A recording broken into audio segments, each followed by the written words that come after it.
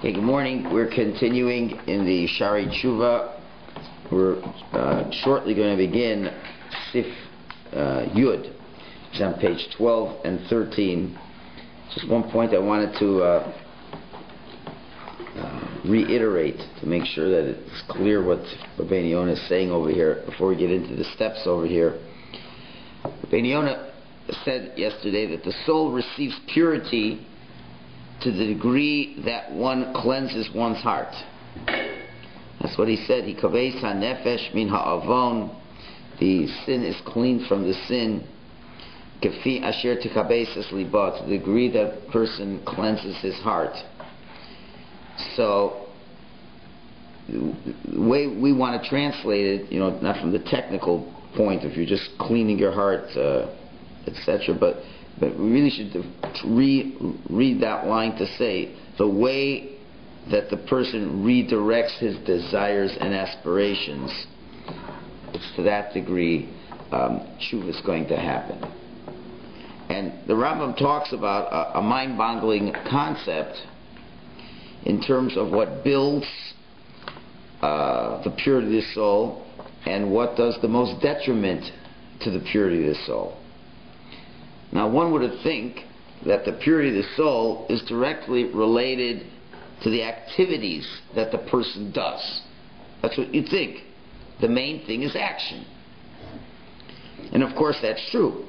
If a person thinks all day about doing mitzvahs, and just thinks about doing them all day, and he does mantras about mitzvahs, but never does any mitzvahs, so he may be a very relaxed individual, but he hasn't done any mitzvahs. So, that's not good. And the ultimate good of the mitzvahs is not being realized if you don't do the mitzvahs. Right? So there's got to be action. So no question about it. In Judaism, it's a religion of action. You have to do things. But the Nefesh HaChaim, Reb Chaim of Volozhin, he explains from the Zohar, and just to quickly review this idea, that a person is broken up into three components spiritually: the nefesh, the ruach, and the neshama. There's three levels of life that incorporate. See, the word neshama has two meanings. Neshama, you say it in terms of the overall soul, and then in the overall soul there's one level of soul called neshama. So you have nefesh, ruach, and neshama. Briefly, what are these three? The nefesh is the basic level of life that makes us alive, just like anything else that lives. But more than that is that aspect within the human being that eternalizes everything that he does. That's that level of soul that is really inside of us, mamish inside of us, that is able to eternalize everything we do. The ruach is the higher degree of life that gives us the distinction of people who can communicate by virtue of speech. So the first level of life, the nefesh, could perhaps be mimicked by animals. Not that it's the same, but it could be mimicked by animals. Animals can do things too. But the second level here of really intelligent communication, expressing one's thoughts, I'm not talking about the flipper, the dolphin communicating and all the scientific studies. It's not the kind of communication we're talking about over here, as you'll see in a minute. Right? That's the second level. And the third level of neshama, that is the soul that man is endowed with in terms of thinking spiritual thoughts, being able to think about Torah ideas, God's wisdom that is beyond, that the person can bring into his life. So now, what happens?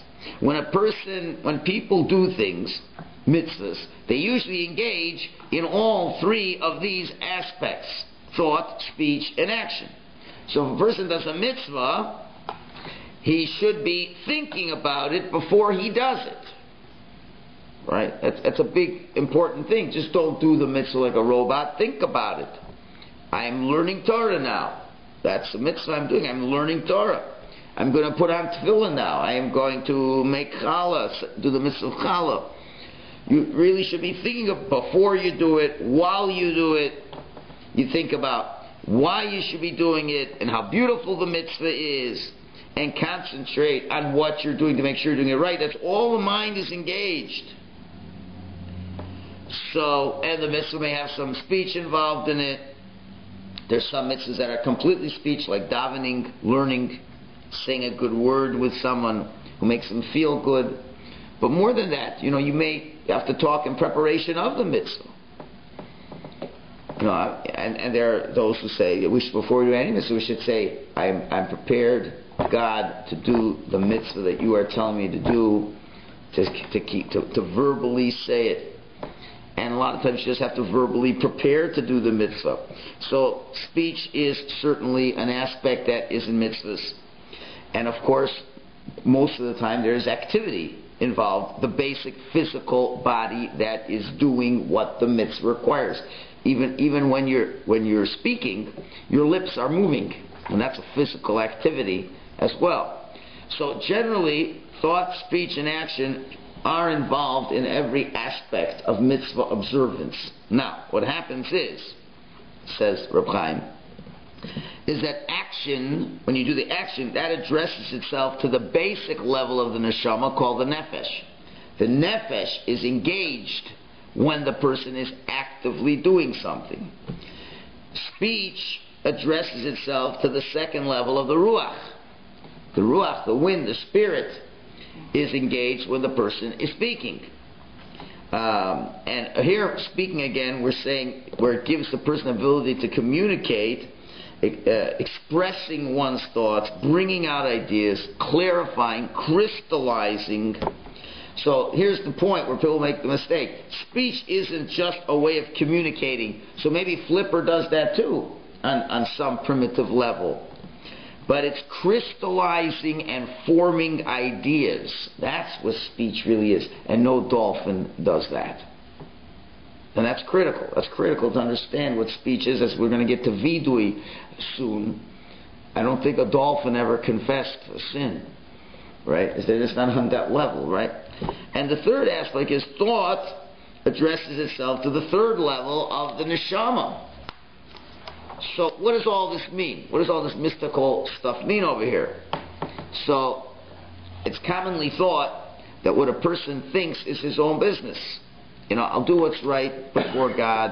I'll try to stay away from what's wrong. But Hashem, don't get into my head. As long as I don't do anything wrong, you can't touch me. Right? The truth is that although on a technical level you may be partially right when you say that, that you haven't done anything wrong that you're going to get punished for in the thinking realm, but what goes through a person's mind and the concentration and the premeditation is the thing that hooks into the person's neshama more than anything else. So this is very important. The power of concentration, feeling, aspirations, the intensification of a concept in a person's mind, all those kinds of things is really what touches your neshama. The third level, and that is the deepest levels. The nefesh is lowest, then ruach, then neshama. Neshama is where it's all happening. If you're looking, where is the overall improvement of the human being happening? It's not because I'm doing better actions.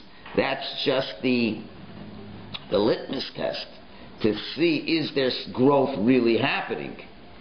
So certainly actions is important. If there's no actions, then there ain't no growth. That's the biggest proof there's no growth. If there is actions, then maybe there's growth. But the real growth is what's going on in the neshama, and that's going on in what you're thinking about. So when the Rambam talks about and the impurity of the soul, the Rambam says that there are two things responsible for the impurity of the soul. One is, he says, machshavas avon, thoughts of sin, premeditation that goes on with a wrongful act. That is the part that really impurifies the soul. And also midos ros, bad character traits. Those are the things that really affect the soul to make it impure. The Rambam does not say that this bad activity affects the soul, because that's already after the soul's been affected by the bad thoughts and the bad midos, the bad characteristics. That already is affecting the soul. So the most internal things of a person are his personality. Isn't that who you are more than anything else? Your personality and your intellect. Your power of concentrating on something. So it's in these two categories which attach itself to the neshama and affect the neshama in the strongest way. Therefore, back here, Rabbi Yonah says that if a person is interested in purity of the soul, he must examine his heart. He keeps talking about cleaning the heart. Because all thoughts are controlled. They evolve in great measure through the emotions of the heart. So the heart desires, the mind calculates, and then the things get done or don't get done. So Rabbi Yonah is saying that if a person wants a way to his soul, it's by re-examining his thoughts, which are primarily created by the desires of his heart. And that's what he's talking about, the cleansing of the heart. This is the cleansing of the heart. And that's why you're going to need the 20 steps. Because that's what's going to really get into the neshama and do a real good cleaning that has to happen before Rosh Hashanah Yom Kippur. You want to have a very clean soul, a clean heart before Yom Kippur. Okay. So with this in mind, we move now into Sif Yud, which is prefaced as is called Atot Nevo'er Ikorei HaTeshuva. Now we will explain the primary steps of Teshuva. Sif Yud is going to be the first one. Ha'ikar Harishon, the first step. Now, we will see as we go through the book, it's not necessarily these 20 steps in order. Okay, really, Ikar means a principle. Okay, there's 20 principles, and we'll see that it's not always going to be step by step by step by step. But you got to somehow have all 20 of them locked in to make the proper tshuva. So Ikar Rishon Hacharoto, regret. Okay, that's the one we all know. Which means Yavin Levavo, his heart should understand. Ki Ra Umar Azvo Es Hashem, that the fact that he left Hashem, we're on page 12 and 13, the fact that the person left Hashem, it is bad and bitter. Right? That was a bad thing that you did. You've got to understand that concept. So, again, what do you see from Rabbi Yonah? The first of all, regret is not just a cerebral activity alone, because Rabbi Yonah says that the deepest regret comes because Yavin Levavo, the heart understands, not the mind. The heart. The heart is the place of feeling. Not just because the mind knows. It's not just I intellectually know what I'm doing is wrong. You know, there is more than that. There's a level of understanding that's in the heart where you might not be able to explain it, but you know that it's so, that something is very bad. Rabbi Yonah is saying that the depth of charata, the depth of regret, is not because of the statistics or because of the technical angles that are involved. But really, charata is an emotion that gets its strength and reality because the heart feels. The heart knows just what is right. It's like that sixth sense in a person that says to the person, I realized that it was counterproductive for me to have gone away from Hashem. That's what he's saying. Now, you have to remember one important thing. Rabbi Yonah lived over 800 years ago. And he was addressing people who had real knowledge of what Torah and mitzvahs were. These are people who grew up with it. They understood it. And for some reason, a desire came in, would catch the person, and they would do something wrong. Right? Therefore, Rabbi Yonah is being very explicit for those kind of people. He's a little bit too strong for your average person today. He's saying, Ki Ra Umar, it is bad, it is bitter that I've left Hashem. Right? You know, not everybody is going to take kindly to that kind of emotion that we would have to have this. Why not? People don't like. You'll see. People don't. You've been bad. You know, people don't. They don't relate to it so well. So let's just. So how would we just? We're not changing Rabbi Yonah's words, Chas v'Shalom, but how would we just modify it slightly that it's a little bit more relevant or not. We live in a world nobody wants to be bad. If I give a drasha and shul and Shabbos and say you guys are bad, your lives are bitter, they say get away from me. I have enough stress. I'm such a weak person as it is. I didn't come to shul for you to beat me up, and just tell me everything is really nice. And if you're not going to say it's really nice, at least don't make me feel bad. Okay, there's still some Sephardim who like to be told that they're bad. That's part of their let me have it. And maybe a few South Africans who say, oh, that was good. You really let us have it. But Canadians and Americans, forget it. They don't want to have it. They don't want you to give it to them. Okay. So you read this, Rabbi Yonah, you have to understand that everything's bitter and bad. I don't want to hear about it. I don't want to hear about it. So, what we're going to say now is similar to Rabbi Yonah, just with a drop difference. It's really not any different, but it's just modified to give it the way that we could stomach it now. And this is what we suggest. Moderated. That's a good word. Yeah. Right? Like this. If a person gets the opportunity of recognizing certain problems in his life, person realizes, I have problems in my life. And then he turns to the Torah and looks at it, and he sees that the Torah's way of life addresses all these issues that he has in life. The Torah says, do this, and then this won't be a problem in your life. Well, then one would come to realize that the Torah dismisses a tremendous amount of confusion, a tremendous amount of difficulty with focusing in life.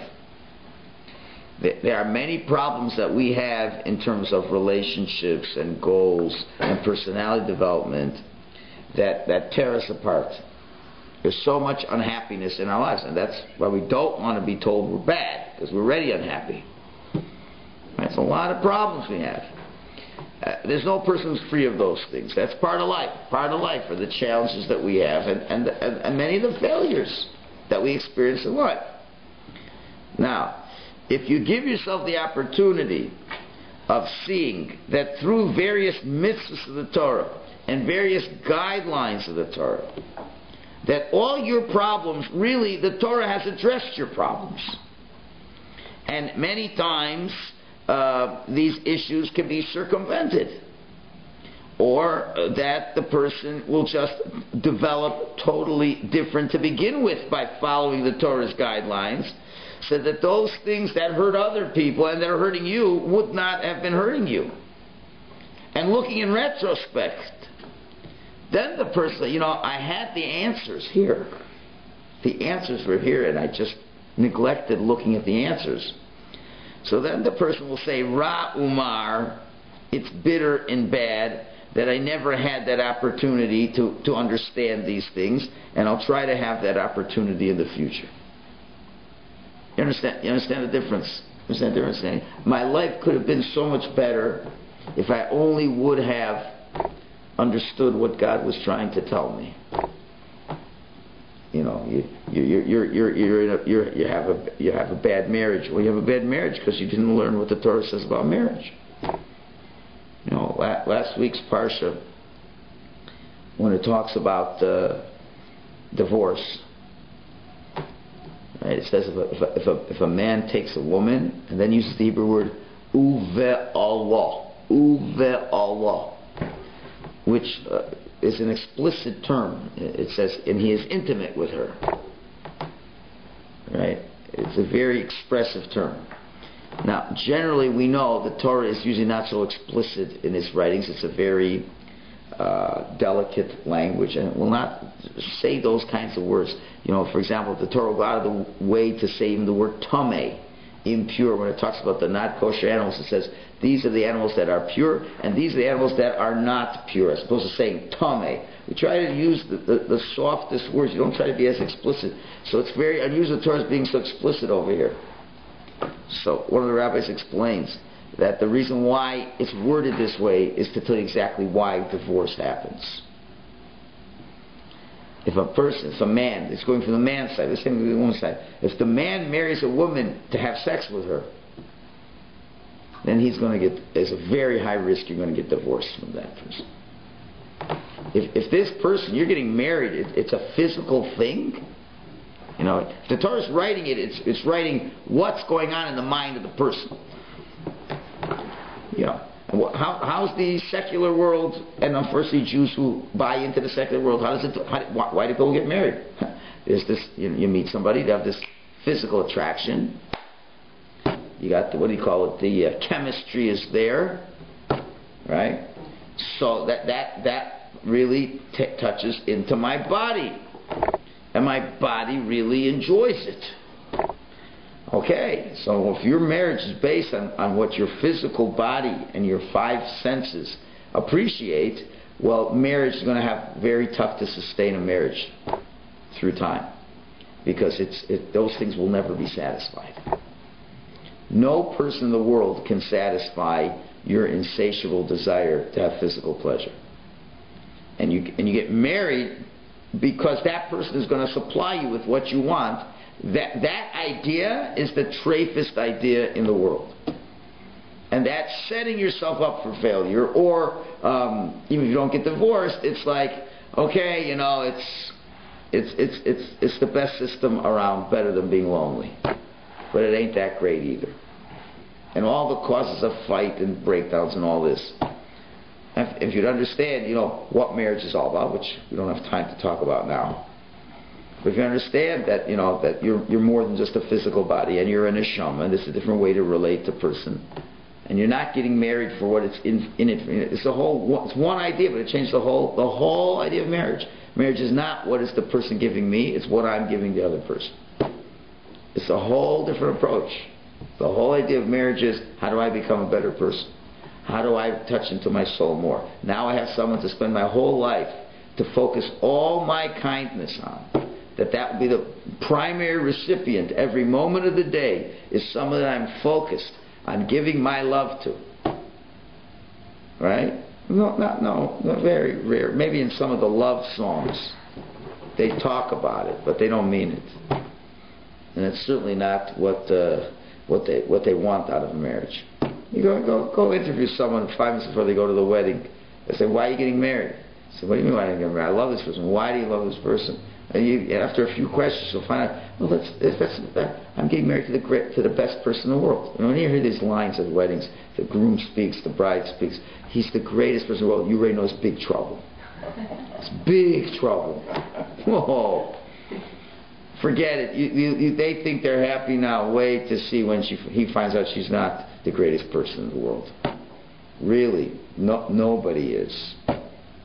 You get married to a pretty average person. You know why? Because you're pretty average too.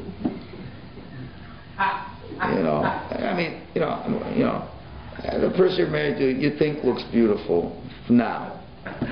Now, you think they're so easygoing now. Yeah, but once you're caught, it's a little different.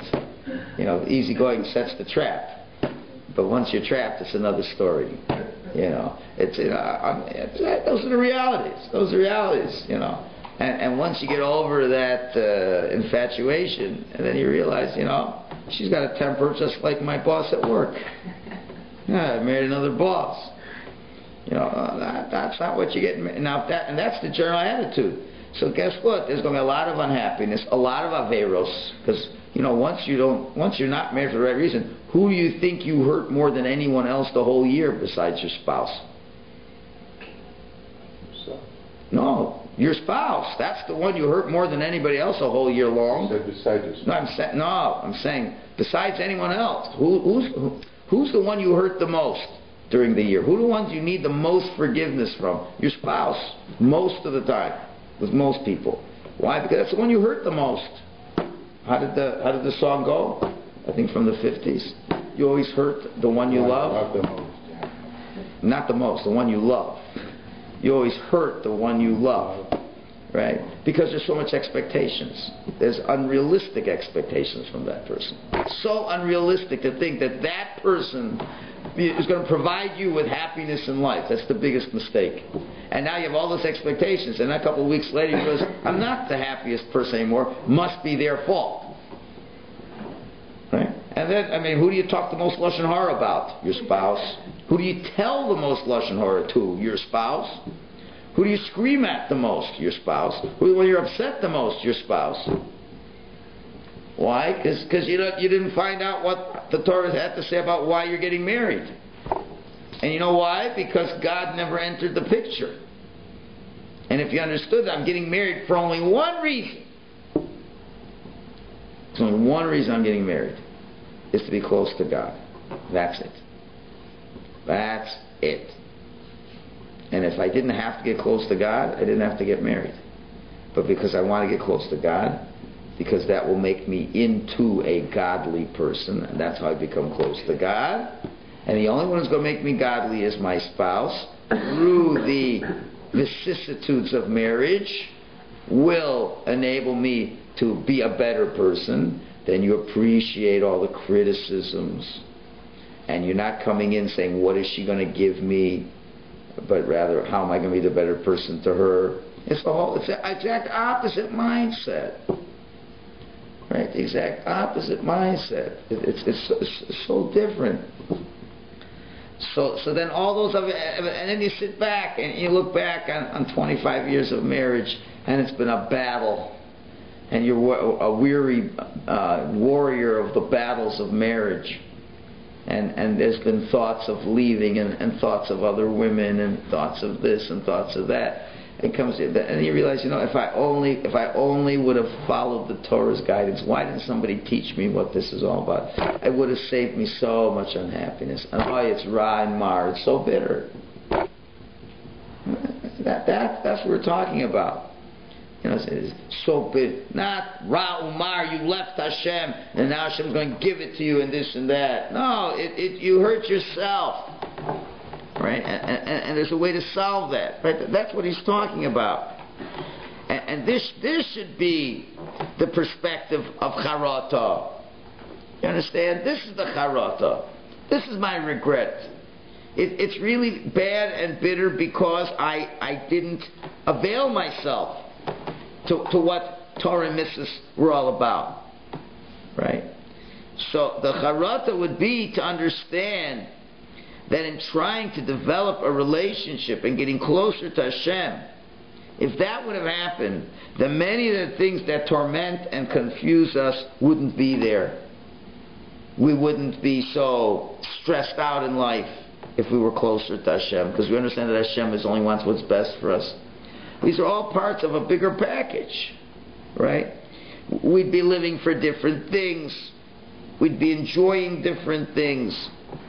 We'd be able to deal with certain problems differently, and that's charata. The real charata is I regret that I didn't develop the relationship with Hashem that I was supposed to, because had I done that, I would have been a much different and happier person. So that's the real charata. Now we're not going to say there aren't other aspects of charata, but this is, as we're saying, yovin levavo, his heart has to understand how bad it is that you haven't developed that relationship with Hashem. That's what charot is. Continuing inside, v'yoshiv aliba, and he brings to his heart. Again, it's the heart. On the other hand, ki yesh oynesh v'nokom v'shilem al ha'ava. There is punishment that comes for sins. That's another part. And again, Rabbi Yonah is speaking to his generation. In his generation, all you had to say is, God's going to give it to you. You're going to get it. Don't you understand what Gehenna is waiting for you? And all these terrible things. And people took it seriously. And there was a time in the world that would be an effective Shabbos Shuvah drasha. How much you're going to burn in hell if you don't do Shuvah these last few days before Rosh Hashanah. I mean, it's all true. It's all true. We got a big pekalos of Averis. And as the year closes, that's going to be the final decision. What happened in the year 5769? What's going to happen after we leave this world and God is playing back the video? And He plays back this year, and there's a lot of not good things in this year. And it stays. So you do tshuva, get it out. Press the delete button fast. so that as they put the final clip together and put it in storage, eternal storage that we brought back at a later date, you've edited the clip, and you don't have to get smashed away later, or maybe even next year will depend on what the final result is for this past year. But that used to be good, and it's so much easier for the preacher to give such talk, because it gives you a license to scream and to get emotional, but it ain't good for nowadays. I don't think people are going to be rushing back. The mass will be flocking back to Hashem. People don't like an angry God. They don't like a punishing God, even though it's all true. But for us, the way of expressing of what Rabbeinu Yonah is saying, again, has to be moderated. When a person does something wrong, and we mentioned it already, God doesn't want that the person should forever stay in this place of wrongdoing. Not so much because it disturbs God, because you did what He didn't want you to. It's not that God gets upset. It's not that God is jealous the way we understand jealousy, right? But because God is ultimately interested in the good of us.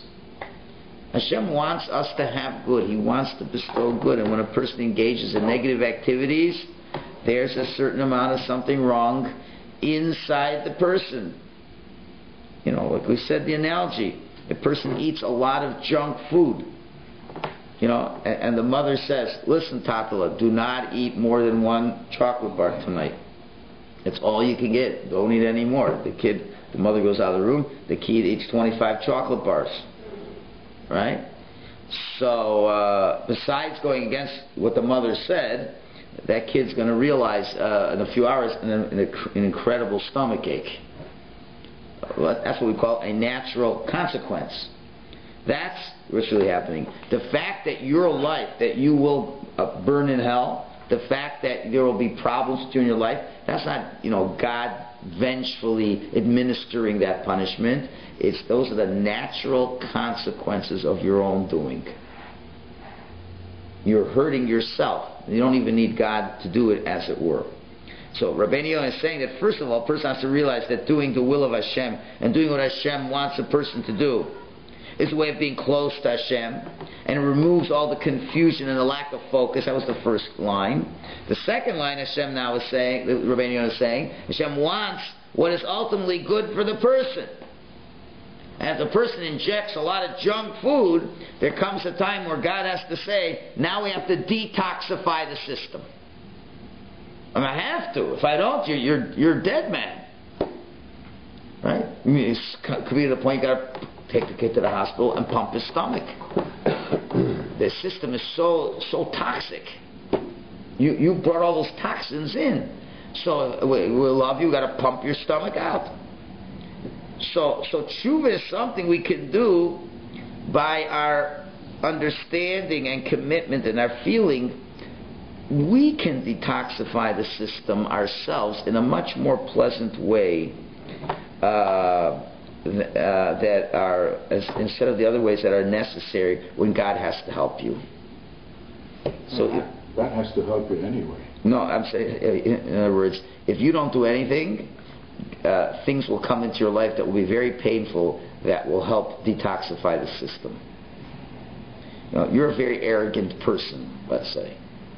Very arrogant. That is one of the worst poisons in your neshama. It is so toxic. It's unbelievable. You can't have any relationship with Hashem if you're an arrogant person. Finished. You're bordering on, if you don't really deal with that, because certainly certain activities and behaviors will come out of that, you most likely won't get a chelik for olam haba. That's how toxic it is.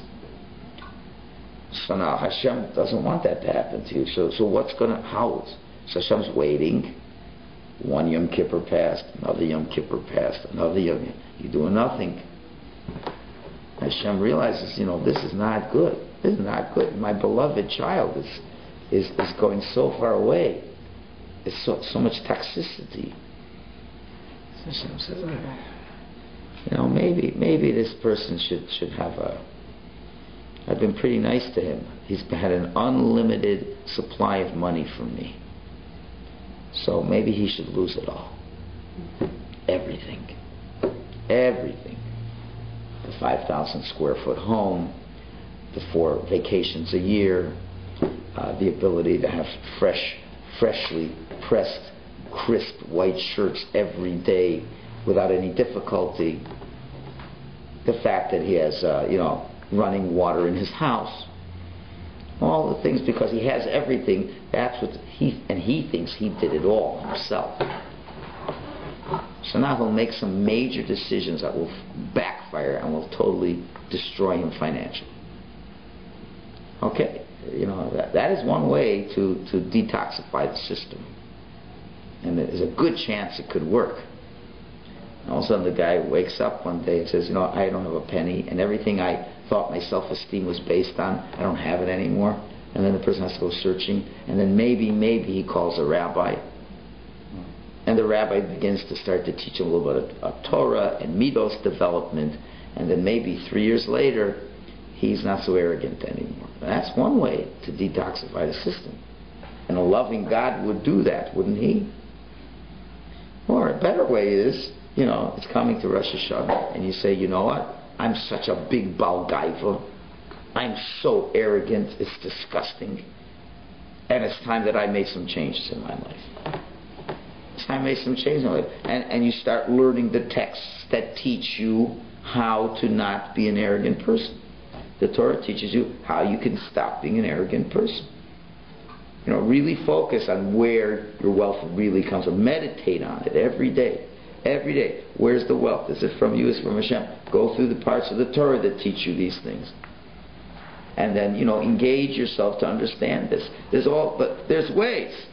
So Teshuva is a way that God is saying that I'm letting you detoxify the system. And that's what he's saying. He's saying, Yashiva libo, bring it to your heart. Ki yesh onesh v'nekem v'shilei malamon. There will be retribution for what you have done.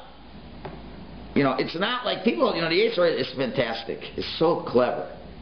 You do an Avera now, this minute, and an hour later, the Yetzer tells you, well, the Avera is finished.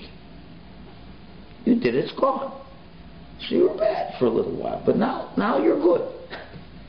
You were looking at something you shouldn't have looked at for an hour, but now you've closed it away, and that's gone. It's in the past. And we don't have to worry about it anymore.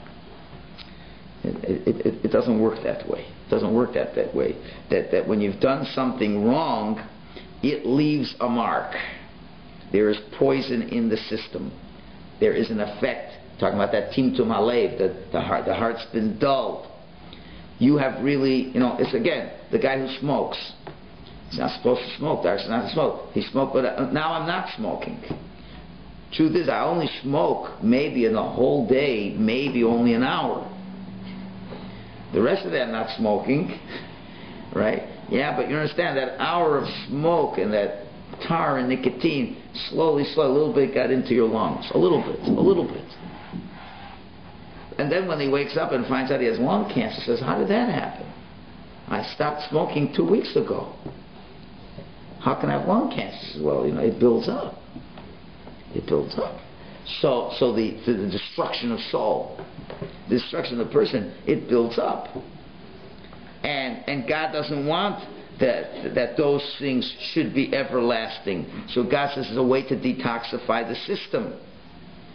And that happens either A, where God intervenes and make all kinds of things happen in a person's life that turns man's life over. That's one way, and that's one of the things you're thinking about on Rosh Hashanah Yom Kippur. Who will become rich? Who will become poor? In other words, who will God need to detoxify, and who will God not need to detoxify? Or you have the other option: the person does tshuva on his own initiative, and that prevents the whole process from happening. So that's your way out. That's your way out. So again, it's not. Don't look at it as merely the way Rabbi Yonah is saying it. If you don't do something about it, you're going to get walloped, man. It's good old-fashioned fear of God, which is true, but that's not the motivation nowadays. Nowadays it's simple. You've messed up your life. You've ingested so much junk spirituality. There's junk food and junk, junk for the mind. How much junk is in your head? You know, you have all the wisdom of Oprah. You have all the wisdom of Chves, all the Narishkeit. You have, every Goyish song is in your head.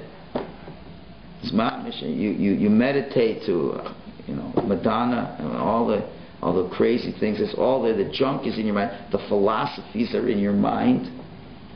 That all the treif philosophy is seeping through your mind, and everything you do is based on the treif notions of life that you've been so subtly seducted into incorporating into your life. You can't even think straight. You're spiritually retarded. Okay? Really. There's so much treif in your brain. You can't even think straight. Right? So there's big problems. And everything you do in life is just a manifestation of that, and you're destroying yourself. And that's and what do you think what's going to happen if you keep living this way? You don't think you're going to get divorced? Oh, and that's a very happy time in life. You don't think your kids are going to go off the derech? You don't think your kids are going to, quote unquote, diss you? You're setting yourself for all these things. Don't you see it? And don't you think God's going to do something to save you from yourself? So that should be a motivation for charot. We're trying to, what's going to make me even think to regret? It's so hard this year. It's already almost halfway through Elul, and I don't think anybody knows it, except for you who are in this room and those who are listening on YouTube. Well, you wouldn't know it's Elul. You know why? It's the summer outside. It's summer outside. School hasn't started. They haven't been teaching us for some schools. Other schools have started, so they're getting you in them. But you really feel like you think that Teshuva is in the air? Usually Teshuva is in the air when the fall is beginning. The weather's getting a little cold. You can't go out the door. You have to put a jacket on. You feel the bite a little bit. Things are changing. But this is the summer. Everything's fine. I don't have to do anything. So we need something to wake you up to have some charata. Elul really is the key month for charata. You really have to. I regret all this. I can't bring all this into Rosh Hashanah. There's too much junk with me for the last 11 and a half months. I got to get rid of this junk. And that's what he's saying over here, because realize there are going to be incredibly terrible consequences. Don't look at it as God walloping you. But there are going to be consequences in life that are going to have to detoxify the system if we don't work on this. Kinyan Shenemar, just quote the pasuk and end. And where is he getting this? He's not making it up. It's in Devarim. You're going to read it in the next couple of weeks. He says, Li nakom v'shilem, to me Hashem, to me is retribution and punishment. I'm the one who has to decide how to do this. Whenever, and it says in the book of Job, Guru lechem ipnei cherev, ki chema avonos cherev. You should be afraid of the sword, because anger brings punishments of the sword. That's straight out. Meaning a person should be scared of those things that he does wrong. For everything that we have that's negative, there's a necessity for the detoxification process, which sometimes can be very painful. And we know one thing, a person does have an instinct to avoid pain and suffering. So realize that our own actions are going to cause so much pain and suffering this coming year, that if we can have some charat, if that's the basis for the regret, then we have the chance that maybe the next steps will kick in. We'll continue talking more about regret tomorrow. Sure. Have a good day.